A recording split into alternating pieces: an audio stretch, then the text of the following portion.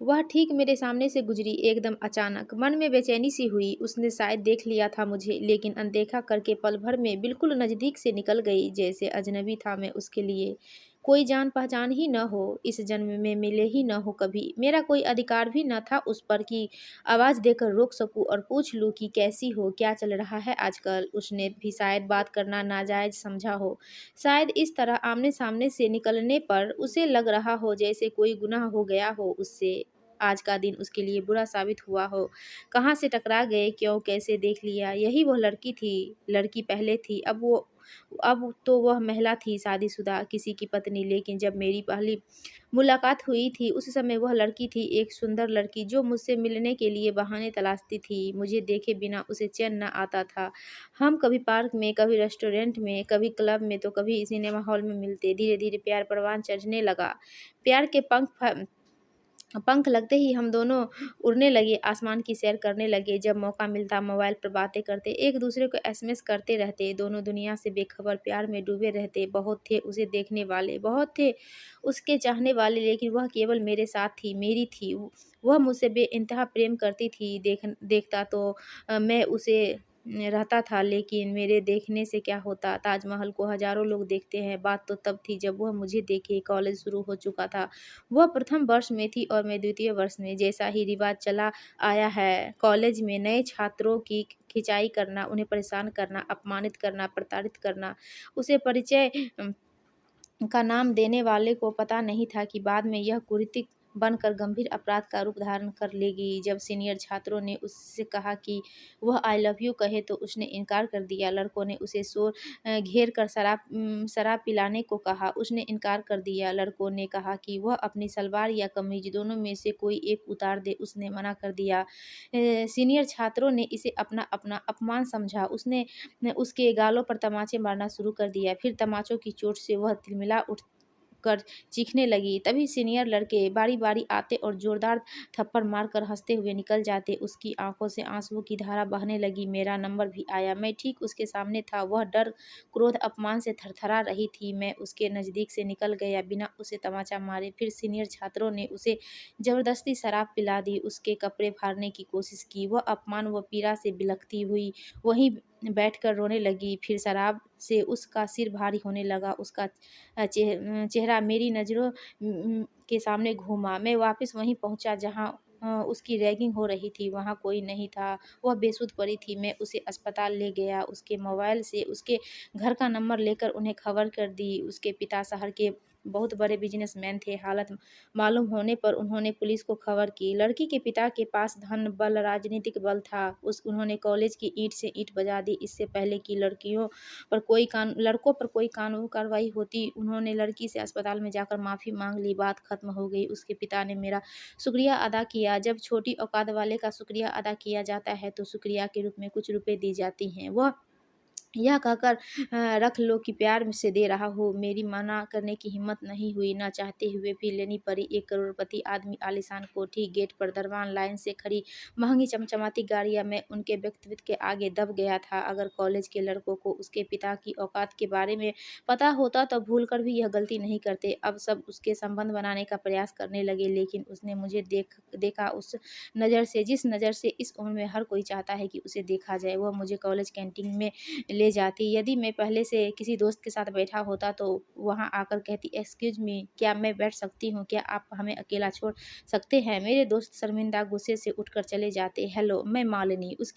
उसने हाथ बढ़ाया। मैं राघव। मैंने हाथ बढ़ाया। हाथ मिले, आँखें चार हुई, धड़कने की गति बढ़ी, कुछ और नज़दीकियाँ बढ़ी और पास आए। गले मिलने लगे तो धमनियों के रक्त का संचार बढ़ने लगा। कॉलेज की ओर से पिकनिक टूर हुआ। मैं अपनी आर्थिक स्थिति के चलते जाने को राज़ी न था। उसने अपनी तरफ से मेरी फीस अदा की और मुझे यह कहकर ले गई कि पिकनिक तो बहाना है, हमें तो एक-दूसरे के साथ समय बिताने का मौका मिलेगा। सभी छात्र हिल स्टेशन का लुत्फ़ उठाते रहे, लेकिन हम दोनों बाहों में बाहें डाले अपनी ही दुनिया में खोए रहे। प्यार-मोहब्बत के वादे करते रहे। हम दोनों एक-दूसरे के दिल की गहराइयों में उतर चुके थे। उसने कहा, मैं तुमसे प्यार करती हूँ, तुम्हारे बिना जी नहीं सकती, प्यार तो मैं भी तुमसे करता हूँ, लेकिन इस प्यार का अंजाम क्या होगा? मैंने कहा, वही जो हर प्यार का होता है, मैं गरीब हूँ, तो क्या हुआ? अपने पिता से पूछ कर देखना यार। प्यार मैंने किया, शादी मुझे करनी है, जीवन मेरा है, जीना मुझे है, इसमें मेरे पिता क्या लेना-देना? तब यह भी पिता से पूछ कर देखना। वह चिढ़ गई, मैंने उसे मनाने का हर जतन किया, उसे फ़िल्मी शेरो-शायरी सुनाई, प्रेम भरे गीत सुनाए, उसे लिपट गया, उसके गालों को चूमा। उसने काफ़ी उनसे माफ़ी माँगी, वह खिलखिला पड़ी। हमारी मुलाकातें बढ़ती गई, हमारा प्यार बढ़ता गया। कॉलेज में सबको पता था हमारे प्यार के बारे में, सब जलते थे हमारे प्यार से। एक दिन मालिनी ने कहा, मुझे अपने घर के लोगों से मिलवाओ। मैं डर गया, क्या सोचेगी? कहीं मेरी गरीबी का मज़ाक तो नहीं उड़ाएगी? किस से मिलवाऊँ घर में? गरीब मोहल्ले में 1-2 कमरे का कच्चा मकान, जवानी की दहलीज लांघ चुकी कुमारी बहन, जिसकी शादी दहेज के कारण न हो सकी, विधवा बूढ़ी माँ, जिसके मन में ढेरों बोझ, चेहरे पर झुरझाहट और मुँह में कड़वे बोल थे। क्या कहेगी माँ की मेहनत मज़दूरी करके पढ़ाने के लिए भेजा और बहन की शादी करने के बजाय खुद इश्क लड़ा रहा है, अपनी शादी की योजना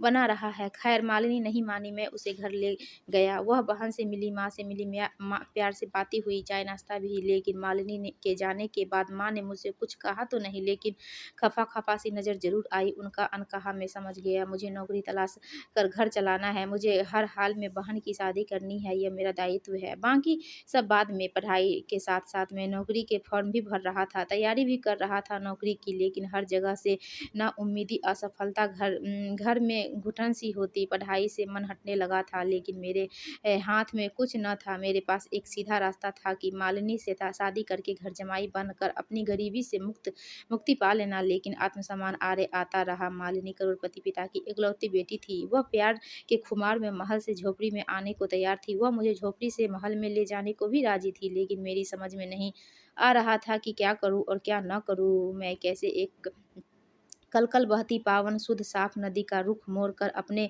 गरीबी के दलदल में ले आऊँ। कितने दिन रह पाएगी? कैसे उन अभावों को सह पाएगी? क्यों लूँ मैं उनसे इतनी बड़ी कुर्बानी? कैसे मैं उसके घर जाकर अपने ज़मीर को मार कर उसकी अमीरी में अपना मुँह छुपा लूँ? क्या सोचेगी मेरी बूढ़ी माँ, जिसके पास पूँजी के नाम पर सिर्फ़ मैं था? तुम्हारी समस्या क्या है? मालिनी ने पूछा। मैं सब में राज़ी हूँ, या तो तुम निकलो अपनी गरीबी से, या मुझे ले चलो अपनी गरीबी में। मुझे सिर्फ़ तुम्हारा साथ चाहिए, जगह जो भी हो, महल हो या झोपड़ी, जहाँ तुम वहाँ मैं। तुम्हारे बिना मुझे महल स्वीकार नहीं। मैं चुप रहा। तुम बोलते क्यों नहीं? मालिनी ने झल्लाकर कहा। मेरे पास बोलने को कुछ नहीं है, मुझे समय चाहिए। समय का काम है गुज़रना, समय गुज़र रहा है। कॉलेज पूरा हो चुका था। मैं नौकरी के लिए प्रयास कर रहा था। सफलता को जैसे मेरी से दुश्मनी थी। मालिनी मुझसे मिलती रहती, फ़ोन पर बातें करती रहती। गुज़रते वक़्त के साथ मैं टूट रहा था और मालिनी शादी की ज़िद पर अड़ी थी। मालिनी का कॉलेज भी समाप्त हो चुका था।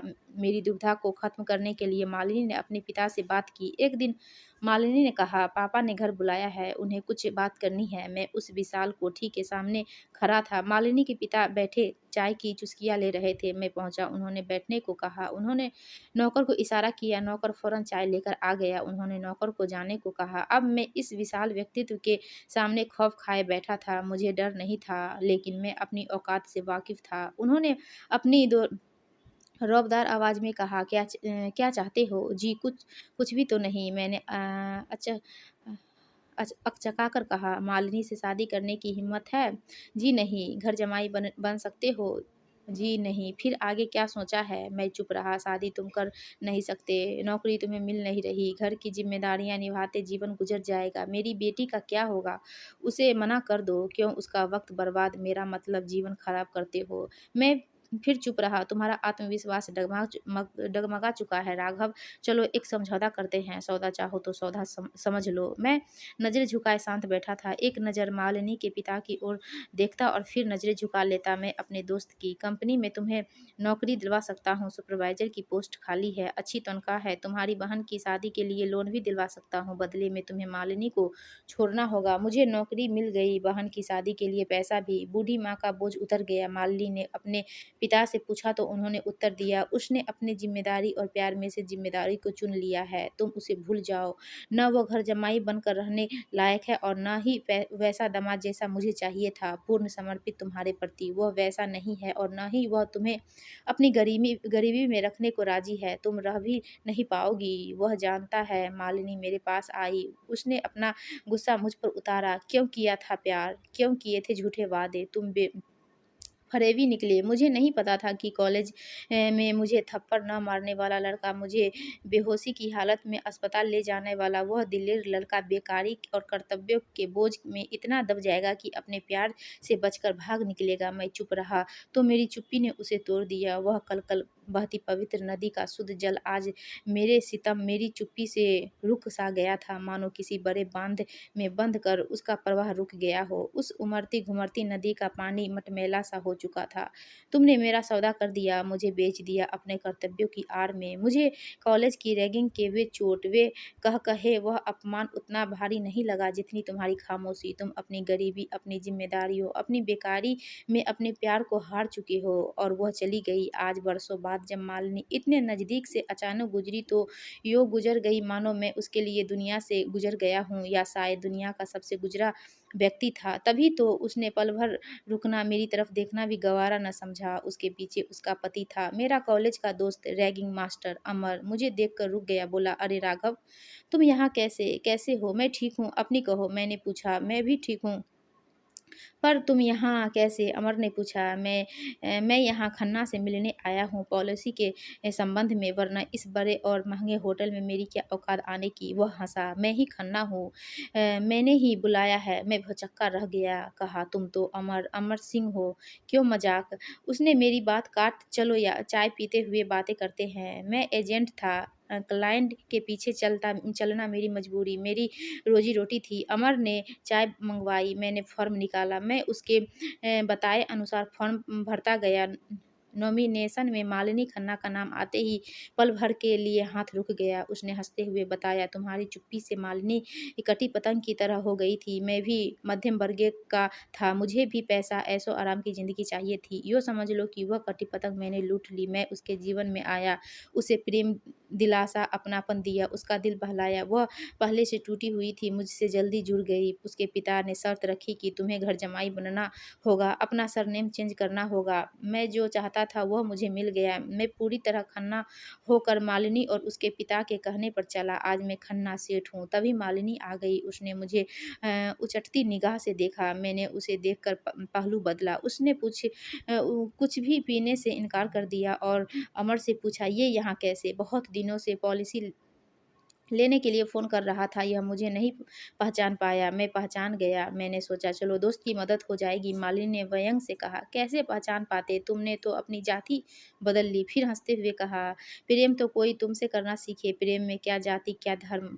पर कुछ लोग ऐसे हैं जो अपने काम को बदल ही लेते हैं, अपने आप को बदल ही लेते हैं। अमर ने कहा लगाया।